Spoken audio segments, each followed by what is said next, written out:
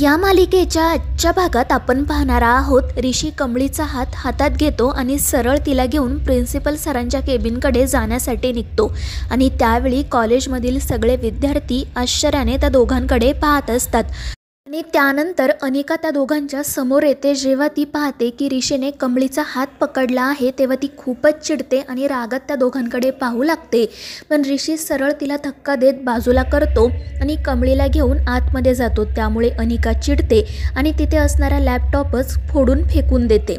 त्यानंतर आपण पाहतो की ऋषी कमळीला घेऊन प्रिन्सिपल सरांच्या केबिनमध्ये जातो। ते प्रिन्सिपल सर घाबरूनच या दोघांकडे पाहत असतात। ऋषी म्हणतो की जर तुमची अनुमती असेल तर मला तुम्हाला काही पुरावे दाखवायचे। त्यावर ते सरही नाईलाजाने होकार देतात आणि मग ऋषी त्यांना कमळीचा तो फाटलेला पेपर दाखवतो आणि म्हणतो की मी तुम्हाला सांगितलं होतं ना की कमळीचा पेपर कोणीतरी बदलला आहे आणि हा घ्या त्याचा पुरावा। हा पेपर आहे जो कमळीने त्या दिवशी परीक्षेत लिहिला होता आणि त्यामध्ये तिला 50 पैकी 35 मार्क्स मिळालेत, म्हणजे ती पास झाली आहे। मात्र त्यावेळी ते सर म्हणू लागतात, तुम्हाला नेमकं काय म्हणायचं आहे ऋषी सर? म्हणजे आपल्या कॉलेजमधील कोणीतरी फक्त या एका मुलीचा पेपर बदलला आणि त्या जागी दुसराच पेपर ठेवला का? आणि मला सांगा कशाला कोण हे सगळं करेल? पण त्यावेळी ऋषी म्हणत असतो की हे बघा सर, हेच खरं आहे आणि या मुलीवर अन्याय होतोय ही गोष्ट तुम्हाला सुद्धा माहिती आहे। आणि ते ऐकून ते प्रिन्सिपल सर तर खालीच मान घालतात। तर ऋषी त्यांना स्पष्टपणे सांगतो की माझी एकच इच्छा आहे की तुम्ही पुन्हा एकदा या मुलीची टेस्ट घ्यावी, कारण ती आधीच्या परीक्षेमध्ये पास झाली आहे, तिच्यावर कोणत्याही प्रकारे अन्याय होता कामा नये। मात्र ते प्रिन्सिपल सर काही ऐकायला तयारच नसतात। ते म्हणत असतात की मला नाही असं वाटत की या शिक्षणामध्ये काही रस आहे। आणि ते ऐकून कमळीला आणि निंगीला वाईट वाटतं। तर ऋषी चिडून म्हणतो की सर, तुम्हाला असं का वाटतं की या मुली खेड्यापाड्यामधून आल्या आहेत, मराठी माध्यमातून शिकलेल्या आहेत, तर यांना इंग्रजी येणारच नाही, या परीक्षेमध्ये पास होणारच नाहीत किंवा या नीट अभ्यासही करणार नाहीत? असे कितीतरी लोक आहेत जे खेड्यापाड्यातून आलेत, मराठी माध्यमातून शिकलेत आणि आज ते आंतरराष्ट्रीय स्तरावर काम करतायत। आणि इंग्रजी ही फक्त एक भाषा आहे, फक्त आपल्याच देशामध्ये तिच्याकडे स्किल म्हणून बघितलं जातं। आणि इंग्रजी येत नाही म्हणजे तो माणूस हुशार नाही असं तर काही होत नाही ना। इंग्रजीचा शिक्षक म्हणून मी माझ्या विद्यार्थ्यांसाठी नेहमी हाच प्रयत्न करतो की इंग्रजी विषयाची भीती त्यांच्या मनातून निघून जावी।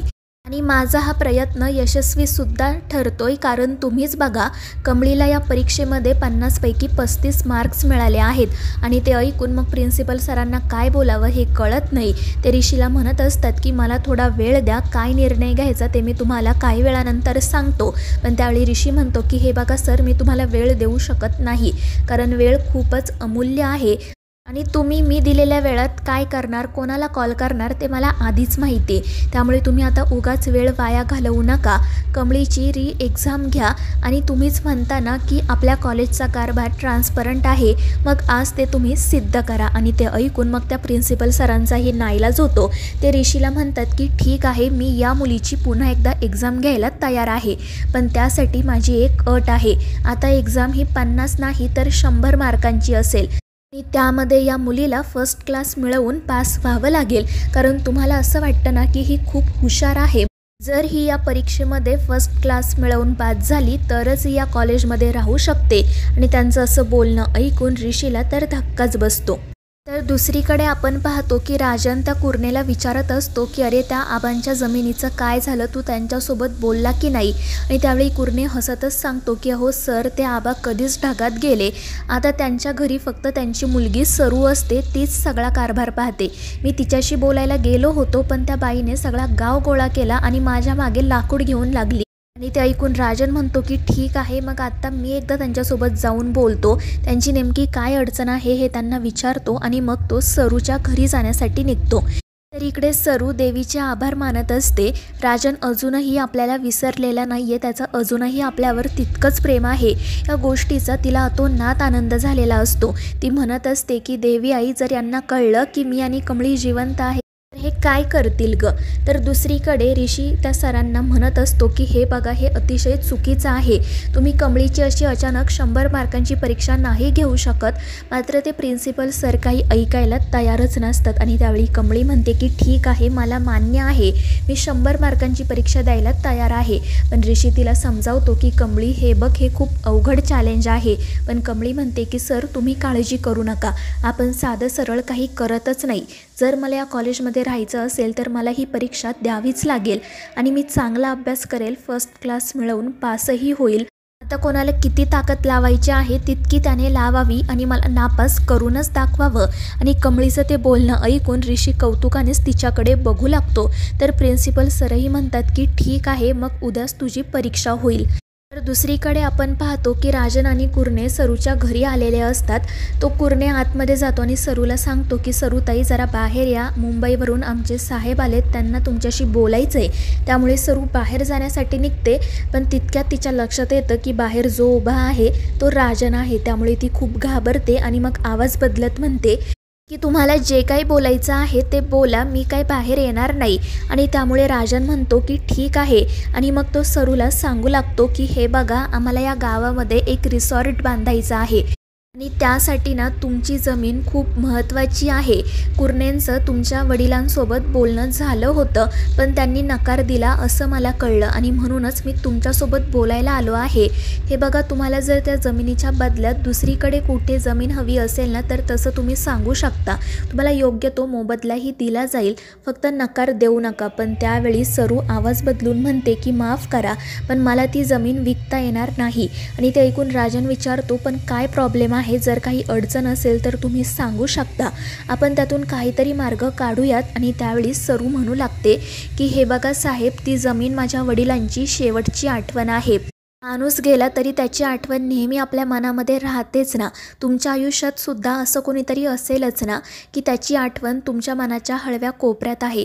तुम्ही ती जागा कधी कोणाला द्याल का? नाही ना. मग मी तरी माझ्या वडिलांची ही शेवटची आठवण तुम्हाला कशी काय देऊ? काही झालं ना तरी मी काही ही जमीन विकणार नाही. आणि ते ऐकून मग राजनही म्हणतो की ठीक आहे, आमच्याकडून तुम्हाला पुन्हा त्रास होणार नाही. आणि मग तो तेथून जाण्यासाठी निघतो. तर सरू रडतच त्याच्याकडे बघत असते. पण जाता जाता राजनला अचानक क्लिक होतं की त्याने बाहेरूनच घरातल्या भिंतीवर एक फोटो पाहिला होता. तो फोटो असतो आबांचा, सरूचा आणि कमळीचा. आणि मग तो कुरनेला म्हणतो की तुम्ही पुढे जा, मी थोड्या वेळामध्ये येतोच. आणि मग तो पुन्हा सरूच्या घराकडे जाण्यासाठी निघतो तो फोटो बघायला. मात्र तितक्यात सरू तो फोटो बदलते. त्यामुळे जेव्हा राजन पुन्हा येऊन तो फोटो पाहतो तेव्हा त्याला त्या ठिकाणी देवी आईचा फोटो दिसतो. आणि पुन्हा एकदा सत्य त्याच्यासमोर येता येता राहतं. त्यानंतर तो सरूला आवाज देत सांगतो की मी माझं कार्ड इथे ठेवलं आहे, जर तुम्हाला कधी कशाची मदत लागली तर नक्की सांगा. आणि मग तो तेथून निघून जातो. तर सरू रडतच त्याचं कार्ड हातात घेते. दुसरीकडे निंगी ऋषीचे आभार मानत असते. त्याला म्हणत असते की सर, आज जर तुम्ही आमच्यासोबत नसताना तर या लोकांनी आमचं काही ऐकून घेतलं नसतं, कमळीला कॉलेजच्या बाहेर काढलं असतं.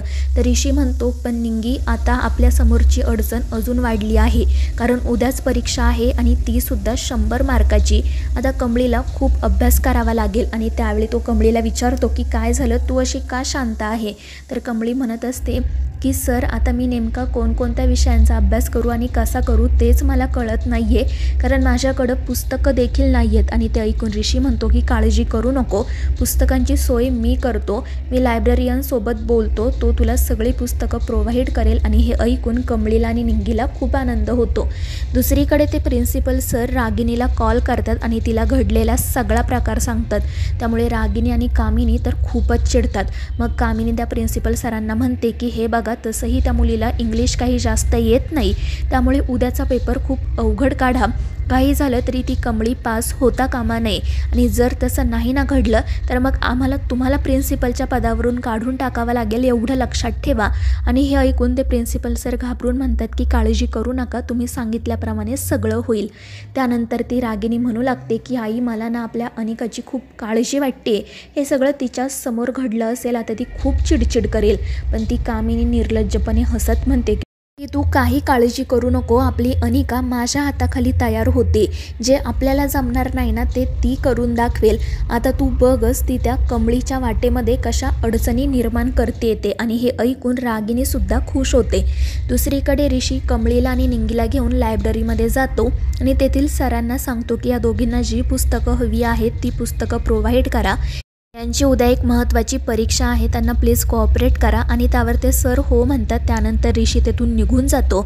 तर कमळी आणि निंगी अभ्यासासाठी बसतात. पण तितक्यात अनिका त्या ठिकाणी येते आणि ती त्या लायब्ररियनला भरपूर पैसे देते आणि सांगते की या गावछापला आत्ताच्या आत्ता इथून बाहेर काढा. आणि मग तो माणूससुद्धा कमळीकडे आणि निंगीकडे जातो आणि त्या दोघींना म्हणतो की चला आता लायब्ररीची वेळ संपली, मला लायब्ररी बंद करायची आहे. जर तुम्ही इथून लवकर निघाला नाहीत ना तर मला वॉचमनला बोलावं लागेल.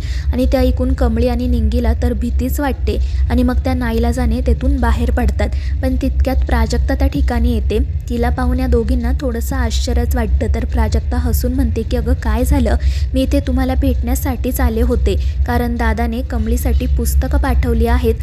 मला म्हणाला की ती लायब्ररीमध्ये बसून तरी किती वेळ अभ्यास करणार ना, त्यामुळे ही पुस्तकं घे आणि आता तू तुझ्या रूमवर जाऊन शांतपणे अभ्यास कर. आणि हे ऐकून कमळीला आणि निंगीला खूप आनंद होतो. त्या प्राजक्ताचे आभार मानतात आणि मग त्यानंतर प्राजक्ता तिथून निघून जाते.